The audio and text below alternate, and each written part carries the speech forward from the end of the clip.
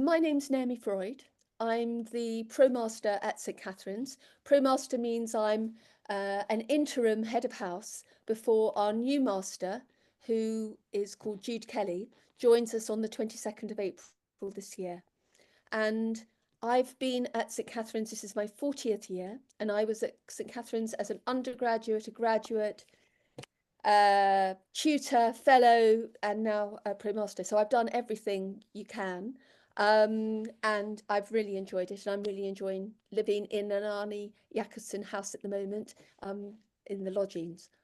But it's not about me, this is about René, and I'd like to introduce you to René Kural, who wrote a beautiful book about Catz, and more importantly, he now has sort of embraced the college and sort of can live the college through, we can live in the college through his words.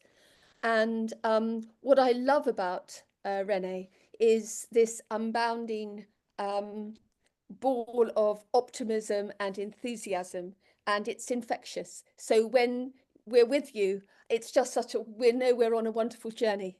And so I'd like to hand over to you to give your talk. Thank you so much, Naomi. I'm sitting here north of Copenhagen in Gentofte. We had 14 degrees today and the sun was out. I went through this small talk and it clocked at 23 minutes and 9 seconds, but I cheated because I left out a movie I want to show you. So don't leave me. I'll have to shift to share the screen or share different screens, but I think it will be around 30 minutes. I promise you I will keep it short. And I can see my old friend James Bennett is here. I can't see you, but I hope you're fine. So I will start sharing my screen. If the host isn't allowing for multiple, I have to try again. Nope. Can you let me share the screen, Katie? Yeah, there we go.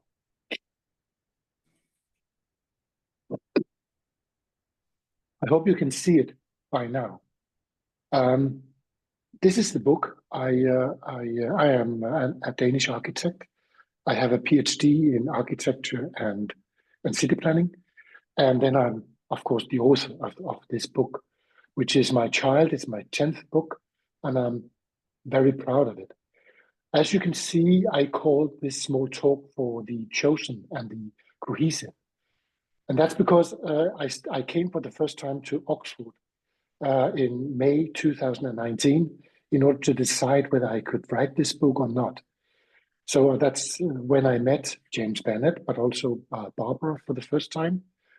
And 5.5 years later, I've suddenly found out that if you should compress it down to make a conclusion of the students who went to St. Catherine's, it's the feeling of being chosen and cohesive. Chosen because if you expect to study at an old Oxford college, you will be very disappointed coming to St. Catherine's. And cohesive because you stick together, you are united. If you do not see the possibilities in Catz, you won't go there. So you stick together, and you feel that and I can tell you that from the interviews I did with the students, they felt chosen. This is one of the pictures that I like the most from the book, because it reminds me of two things. First of all, when I decided to write this book, I decided that it would not only be about bricks, mortar, glass, and steel. I would put the people who had been studying here and who are studying at St. Catherine's, put them in the center of the book. And so what we did is that I contacted the students and asked 8 students to have an interview with them. And there would be one interview per each chapter. But we also, and that was the graphic designer, Søren, who came up with, Søren Warming, who came up with the idea that we should ask the students if they would take some everyday photos, because we couldn't be there for 1 or 2 years all the time, but they should take the small glimpses of life at St. Catherine College, and then we would use it in the book. So we had 12 photographers taking photos on an everyday basis, and I will show you some of them. Some of them are really, really good. The professional photographer, Rasmus Hjortshøj, he was only there for 5 + 2 days, and he could never, ever have done the same as the students did. The reason why I really like this picture, that's because the twin to the right, her name is Ivy Bieber Jones, and the twin to her left, I don't know the name of her, but above them is their father, and I'm always saying that he looks like Cliff Richard, and he is singing. He's not Cliff Richard, and he's not singing. And behind taking the photo is probably Bieber's mother. And 22 years later, she's here. This was the publication in Oxford. That's Bieber, a fantastic, intelligent, beautiful, smart lady, just educated from history. And she was the opponent both in Oxford and in London, and she was fabulous. But it's, in a way, you could say that in a nutshell, Bieber is St. Catherine's College because she has lived there all her life. She's a symbol of all the lives that have been lived at St. Catherine's College. And in the front of the picture, you see the former master, Naomi's former colleague, Shasti Boyas. This is the St. Catherine's College as you know it, and I'm not going to show or talk so much about it because you already know it, and you have the beautiful town of Oxford in the background. But what we did for the English edition is this map. This is the first map ever describing the faces from phase 1, designed by Arne Jacobsen. As you can see, the pond house in the lower left corner is by Jacobsen from the 1970. And then you can see the total of the 5 faces until Purcell in 2021 builds the graduate center to the left. This is the first one, and it was not included in the Danish edition because we didn't know that we needed it. But the graphic designer, Søren Warming, he said, we are missing this kind of map on which you can immediately see what is going on. So we did. So you have the honor of having this map in the English edition of the book. And again, when I started the book, I really felt I didn't want to write about the history and the background of St. Catherine's because it has been written before. But I came up, as I told you in Oxford, I came up with this imaginary reader, Frau Strudel aus Stuttgart. And she said to me, but you need to tell me the background, René. And as you probably know, there was an outroar in Britain when Arne Jacobsen was chosen by the master because it was just 14 years after the Second World War was finished. There was a shortage of labor, shortage of materials, but still Alan Bullock chose a Danish architect. And I found this cartoon in, I think it was a scrapbook by Arne Jacobsen, and it's from The Builder, and it says, for heaven's sake, don't mention Danish architects. And I really find it amusing because, and I think it's never been published before except from in The Builder. I don't know how much you know about Jacobsen, but in his native country, it was up and down. Sometimes the press hated him, and sometimes they just glorified him. They felt he was a hero. And while the British press was after Jacobsen, the Danish press were very, very proud of a Dane being appointed to draw a college in Oxford. But this shows it was from a tabloid paper called Berlingske Tidende. And to the right, you can see the British architects being very upset about Jacobsen on the left hand. And in the background, it says an egg and a swan after his furniture. And that's why we are in the hen house and they are chasing him. And in the archives of St. Catherine's, I found this sheet, and I know that one or two of the pictures has been published before, but in total, this contact sheet has never been published. And it actually, if you look further and you look very closely, it shows how Jacobsen is explaining his drawings for Alan Bullock. You can see it on the top picture to both left and right in the middle. He is simply explaining St. Catherine's College for the master. This is St. Catherine's College, and I actually flipped the picture the picture around because I wanted it to fit to this one. This is actually the original garden plan made in Denmark in probably the beginning of the 60s. And it on upside down, Arne Jacobsen by hand has written 578 different plants, trees, shrubs, but no flowers. 578 different types. And that's because basically Jacobsen didn't want to become an architect. He wanted to become an artist. And his father said, but you cannot make a living from being an artist. And then secondly, he would have loved to become a gardener, not a landscape architect, but a gardener. He loved it, but he was not allowed by his father. So he became an architect.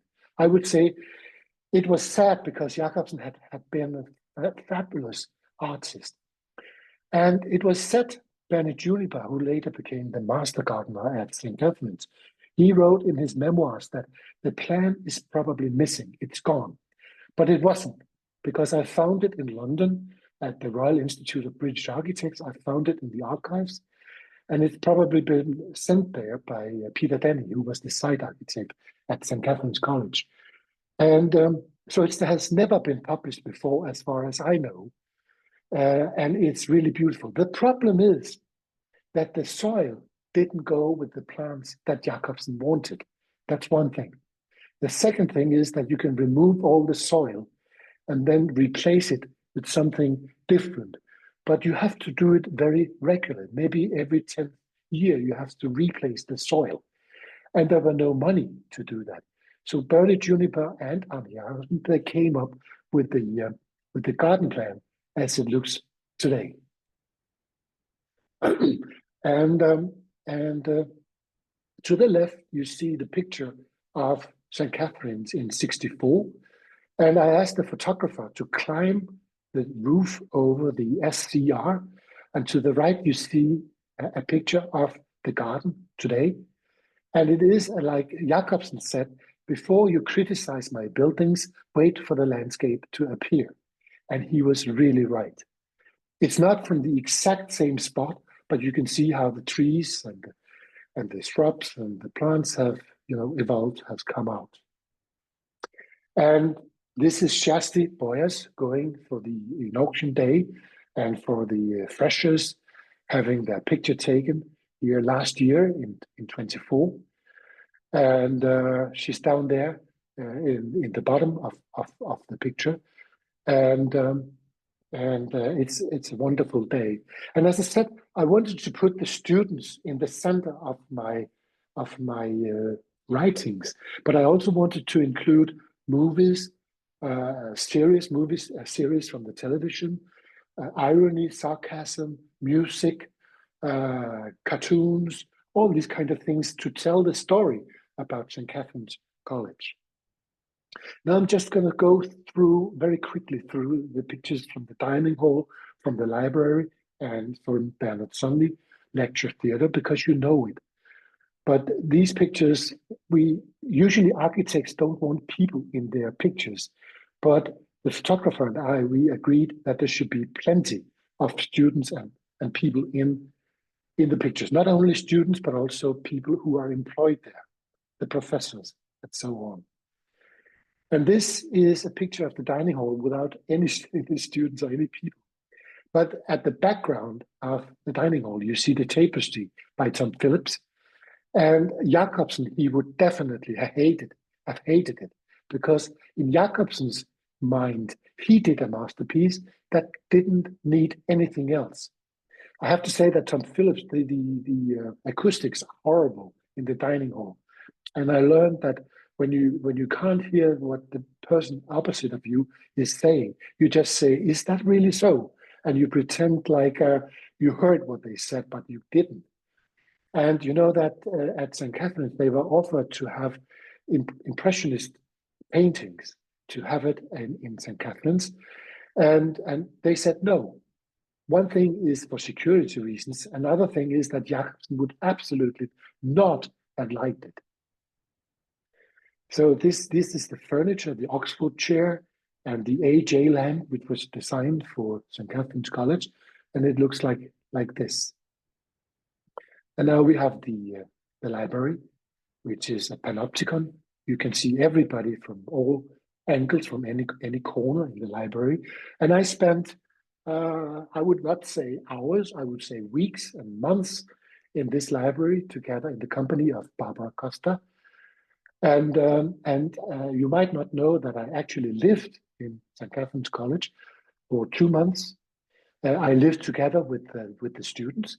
So in a way, I was unwillingly, involuntarily a part of the parties on Fridays and Saturdays.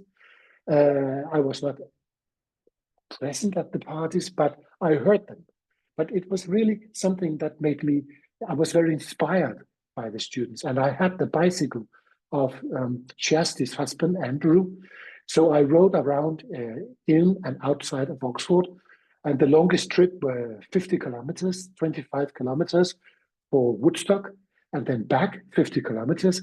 And that's because I wanted to have an impression of what's the architecture like, what kind of materials do they build with, what's the style, etc. So I went for hundreds of kilometers during weekends around in and out of Oxford. This is the Bernard Sunley Lecture Hall, and you know it very well. The chairs were designed by Jacobsen and Peter Denny for the lecture hall, and has one armrest, not two, but one. And this is, as Alan Bullock, he said in his memoirs, which he did in the 80s, it's in the archives of St. Catherine's. And he says, this is not a concert hall, this is a house for making music. And you all know it. And when the photographer Rasmus Hjortshøj was walking around at St. Catherine's, we had Shersti to write out that don't be afraid, just talk to him, just ask him, what are you doing? And he's a very kind guy, so he was allowed to visit the students and take photos of their rooms. Looks like this, and with the blinds, it's become so incredibly beautiful, and you can see how nature sort of interferes with the atmosphere of the room. And as the rumors had it that it was Jacobsen who was going through a divorce when he designed St. Catherine's College, this is absolutely not true. He was not being divorced. He was divorced during the Second World War. And he didn't put on his anger onto the students. It was actually not Jacobsen who made the rooms 12 square meters big. He wanted them bigger. It was actually the British authorities who said, if you want us to support you, you cannot make them bigger. There were no money. So you cannot blame Jacobsen for this. And this is Mark Mulholland, who is a professor of history. And I love this picture because, as Jesse put it, he is very ordered in his head, but outside of his head, he is an anarchist. And as you can see, this is a professor who has lived his life teaching, and he lives out his way of doing it in his office. It's beautiful. And this is an old picture of St. Catherine's College. I think it's from the 70s, maybe. And as you can see, there are blinds in the rooms. And Jacobsen, he hated it. He definitely hated it. He didn't want people to have this kind of curtains in their rooms. And there is a story which was published by an intellectual paper in Denmark. The name is Information. It was originally started during the Second World War, and it's an intellectual paper. And they found out that there was a story about a lady, and she moved into an atrium house designed by Arne Jacobsen. And she wanted to have blinds, maybe red blinds, no, sorry, red curtains. And she wanted to have a flagpole and maybe, Santa Claus in the garden during December. And Jacobsen said, no, you can't do that.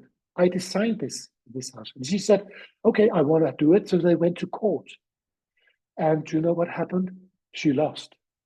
The judge said, if you want to live in a Jacobsen house, you have to follow the rules. If you don't want to follow the rules, get out. So he won. And Information, they actually made a poem about this. It's a fantastic poem, but we couldn't include it in the British edition of the book because it was too difficult to translate. So I'm sorry, we left it out. But this is St. Catherine's College in 2024. And I think it's like a piece of art. It's a painting by Pete Mondrian. Because if the guy with the purple light is not at home, it's a completely different composition. It's a complete different painting. And it just goes to show what happened when you had the blinds installed. But it was not easy to have the blinds because it took almost 10 years. They started the process in September 1989, and it ended in 2007, almost 10 years later, because English Heritage said, but this is a protected building, so you cannot do whatever you like.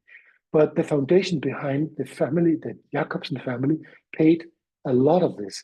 And it also due to Mr. Bennett, James Bennett, who really loves this college, and they succeeded in an incredible professional and beautiful solution for St. Catherine's College. So now we are going to have a little bit look at Catz in the arts. Because when I started the book, I immediately searched if it had been the backdrop in any series or movies, music, whatever. And we found out that actually it had been in Inspector Morse, or actually the series which is called Endeavour Morse. And so I found the episode. It's season 4, episode 1, and the main character is brilliantly played by Sean Evans. And here you see Sean in front of St. Catherine's College. It was not called St. Catherine's College. It was called Lovelace College after Ada Lovelace. And I'm not going to reveal who the killer is, but the story is about artificial intelligence. It's about a Russian chess player who's going to play against a machine. It's called Jason. And it's the first time that we actually see artificial intelligence being used in such a play. And it turns out that Jason wins over the human being. I'm not going to reveal anything more. It's called Game, and it's a brilliant episode. And we contacted the BBC, who has the rights of Endeavour Morse. And I thought that they would definitely say no. But they say yes. But they also said, but please ask the actors if they will allow you to reproduce some stills from the episode.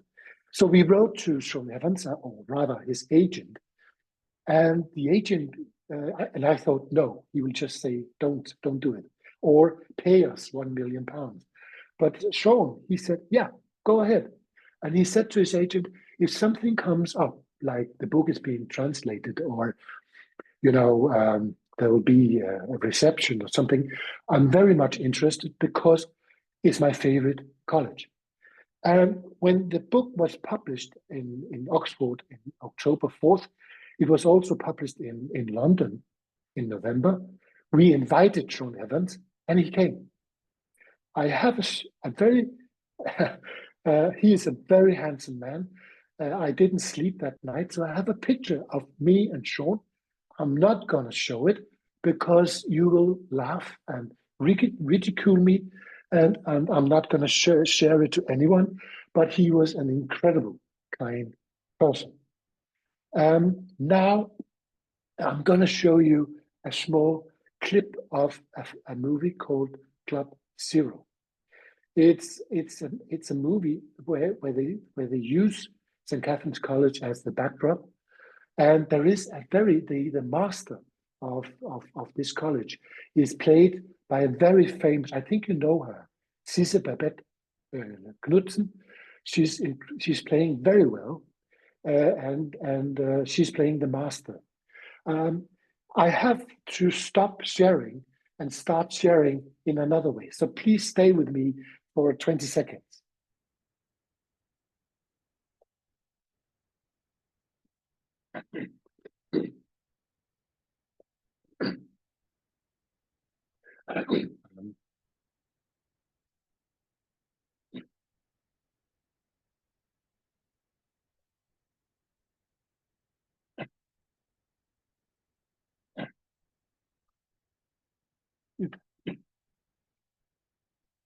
Okay,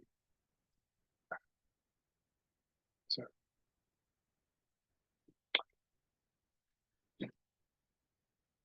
I,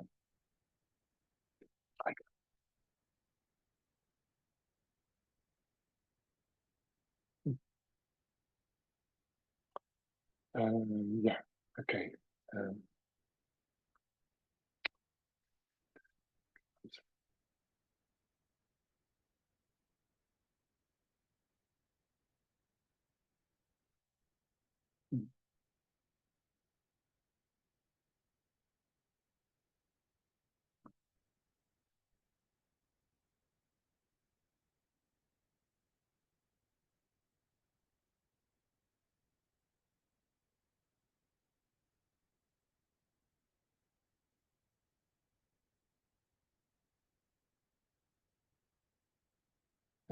Can you hear me? Yeah, okay. I cannot make it work. I'm sorry. We actually rehearsed it. We have tried several times, and for the first time, it doesn't work. I have to just go back and but it's a horrible movie. It's horrible because it's about letting young people down. It's about not eating because to stay sharp. So there's this teacher who tells a group of students, "Don't eat, and you will think much better." I and for some reason the parents do not understand what is going on. That they are actually letting down these young people. So personally, I had to leave the movie because it was too much for me. So I left in the middle of it, and I didn't finish it. So, but I think if you have time, please go and see it. If you don't like it, leave as I did. I hope you can still hear me. Um, this is one of the pictures that Mia Campbell she came up with, and as you can see, it's a kind of graffiti on the window. Love you, X. And she said to me in an interview, she said, "I feel that Catz is like a big empty swimming pool during wintertime.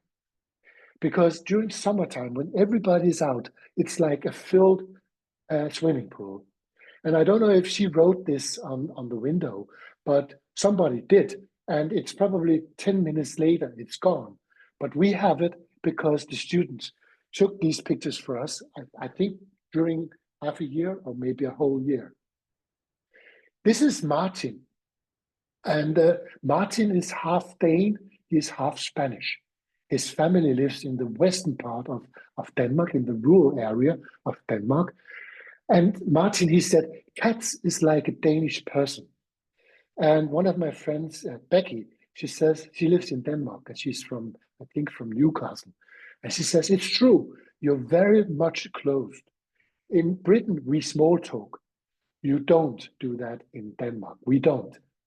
I never talk with a taxi driver. I don't talk with people or small talk with people in a pub as you do in Britain. I would never do that. So we are this closed, you could say, people who only opens up when we know people. And that's why he said Catz is a little bit closed. And this is Ben. He said, love it or hate it.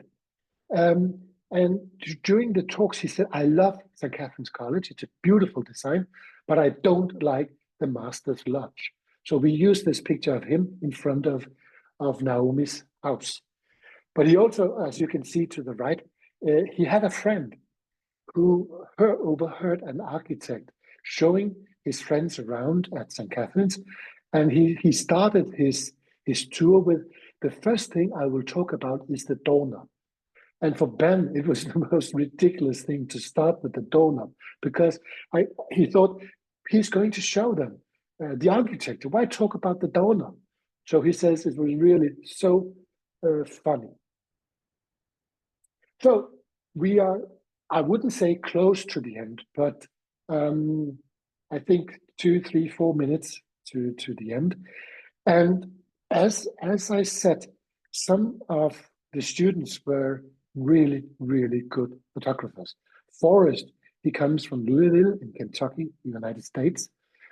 And he took a series of photos, which the professional photographer, Rasmus, said that one of them, he wished that he had taken that picture. So I decided that I wanted you to see some of his photos, just one of the student photos, because he's so talented. I asked him some months ago if I was allowed, and he said yes. These photos, I think this is his girlfriend, but these photos, I think, stems or has something about the period when you're a student at a college, because you're very vulnerable. You are at the same age, you have no money, you like to party, and you're always worried about, will I ever find a girlfriend or a boyfriend? Will I ever succeed in that? And this is the picture that Rasmus said, I wish I had taken this one. You have the lady in the front and you have St. Catherine's in the back. And I think these pictures, you're cooking in one of the small kitchens at Catz. You're preparing the food for a small party outside under the arcade, sorry. And you're talking with your best friends, having drinks, enjoying it, and you have the quad in the back, and you have this. I think it's black bread. We love black bread in Denmark, and it's shaped like a heart. And she is with her best friends going to together with her, which has a T-shirt saying "blessed," and they are walking for the JCR, where the cheapest drinks are being sold in all of Oxford. And as I said to Martin, when I came up with the idea that this book should be called Catz, I asked him, if you call a friend and you're going to the JCR, what do you say? Would you join me at the St. Catherine's College at St. Catz? And he said, no, I say Catz. And that's why I chose a late night when I couldn't sleep, that this is the title of the book. And you have the pool, you're playing pool with your best friends and discussing the difficulties with your homework or whatever. And you have you have the prom, you have these incredible parties where you dress up and you do your best. And one of the pictures in the book is actually from these parties where you dress up in a very beautiful way. And this is another picture I love. You know, the lady is having the guy on her back. I would never do that, but somehow it's so refreshing and so funny and so lively and so beautifully young, and it's all about St. Catherine's College. And this is a picture which is not in the book. It was given to me by Flo Baker Masters, and she's the girl is sitting on the left side of the red ball. And she's also an incredible student, and she gave a wonderful interview. And she showed me this picture because it's the soccer team of St. Catherine's College. And the lady to the left, to the far left, that is Kjersti Boyers. That is the former master. She was there when I arrived. I think she started in 2018, and she quit in 2024. And I'm a big fan of Kjersti. Someone said to me, I think it was Barbara Costa, who said, I think you were very lucky that Kjersti was there when you were doing your book. And I think she's so right. I'm a big fan of Kjersti because Kjersti put herself in the line. She dares to do something that nobody else would do. And I would see, compared to the masters I've had when I was a student of architecture and when I was a PhD student and then employed as associate professor of the Royal Danish Academy of Fine Arts School of Architecture, there's never been a master like Kjersti. She has been playing with these young girls. She was playing soccer, and then she stands up and she's part of it. I really, really, really admire her. Thank you so much for having her. And this group is also the chosen and the cohesive, because this was taken in Oxford when we published the book. And to the far left, you have Mr. Tobias Jacobsen, who is the grandson of Arne Jacobsen. And he is definitely a fantastic guy and an incredible designer. He's really, really skilled. The lady in the pink dress is Dorte Silver. She's the translator. She did a marvelous job. My friend Søren Warming is in the middle. And the grandfathers of Tobias and Søren did the design of St. Catherine's College. The grandfather of Søren Warming was the engineer behind St. Catherine's College. And then you have the author, who did nothing. And then you have the chief editor, and then the editor of, that's Louise Haslund Christensen, and then the editor, Lille Vadskov.